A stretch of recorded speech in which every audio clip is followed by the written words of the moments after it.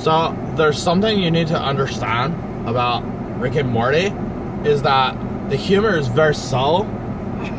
The humor, you guys, no, you don't understand because you can't, because you're not as smart as I am, because I'm a Rick and Morty fan, and to be a Rick and Morty fan, you have to have a really high IQ, because the humor is very subtle, and you have to understand like physics, and like particles and stuff, and like neutrons, and fucking all the people from Jimmy Neutron. You need to know all of them because it's very subtle humor. Yeah, because it's very subtle. It's subtle humor because you have to have a very high IQ to understand Rick and Morty. I guess I have a high IQ. How high is your IQ? My IQ is like Rick and Morty level season 3. Above like Einstein's. I can understand up to and including season 3, which means that like I'm almost as smart as like Stephen Hawking.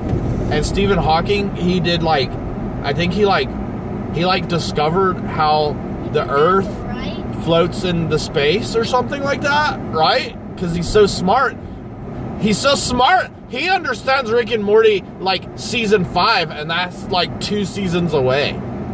That's how smart Stephen Hawking is, you guys. Dad, is your IQ your age? My IQ is like really high, Anna.